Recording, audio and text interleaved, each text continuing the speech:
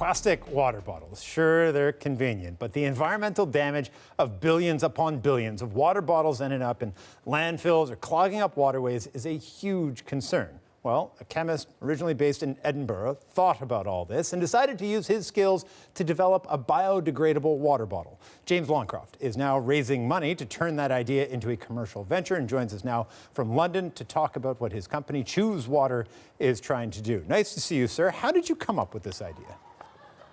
So when I first started the company about 2 years ago, we were selling plastic bottles as well as our glass ones. And we realized quite quickly that we were not only, contributing, but we were the problem. And so I decided that we were going to go plastic free, and we did. And we went plastic free overnight, but we lost quite a lot of our revenue stream. So we had to develop something new. So I sat down at my kitchen table and had to think about it and started, developing it there. And from a chemistry perspective, how much of a puzzle was that? Putting together something that would be able to sustain, I'd be able to buy it off a shelf and it would work as long as I needed it to, but then would biodegrade within weeks of me not needing it anymore. It was definitely harder than I thought it was going to be. So we started with the outer casing, it's made from recycled paper. That was quite not a simple process, but we came across that quite quickly, and then it was a fact of turning to nature actually to find what was waterproof in nature and using that to our advantage to line the bottle, to keep the water inside fresh, but the bottle integrity is still secure on the shelf. So you're in the prototype stage now. How long do you think it takes to get to a more commercial viability of a project like this? So it all depends really on how our crowdfunding goes. It's a pretty linear process. The amount of money that we raise, the faster we can do it. We're looking for £25,000 GBP.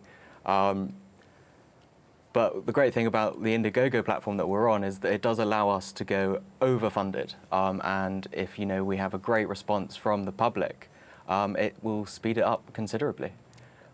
Building it is one thing. Getting it to be commercially accepted and into widespread use is another thing entirely. What concerns do you have about, I don't know if you want to call it the recalcitrance of an industry that has benefited enormously from these cheap plastic bottles, of you actually seeing some level of adoption here? So I think, again, it comes down to the public. We won't have a market if the public don't want it. I believe that the public opinion against plastic is shifting quite strongly at the moment. We've all seen all the articles saying how bad plastic is, and it can't continue. So by once our bottles are in mass production, it's getting the public to say, we want these, we want the alternative. We've had enough. I wonder, in an ideal world, I'm sure you'd like to see this adopted everywhere and by everyone, but in its first steps, would you like to see this take hold more in the developed world or in developing countries where they have, a bigger problem in dealing with garbage and pollution?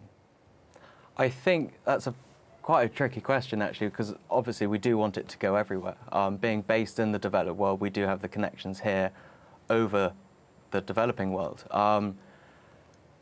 But the developing world's got its own benefits, and we can produce bottles everywhere. So I think especially the initial steps will be UK, US, Canada based, and then moving forwards, we definitely approach the developing world to help them out as well. You got 10 seconds left. When do you expect, if you're a betting man, you expect to see me being able to go to a store here in Canada and buying one of these? Give me a year. All right. We'll call you back in a year and see how you're doing. Thank you very much. Thank you very much. Appreciate it. James Longcroft, chemist and founder of Choose Water.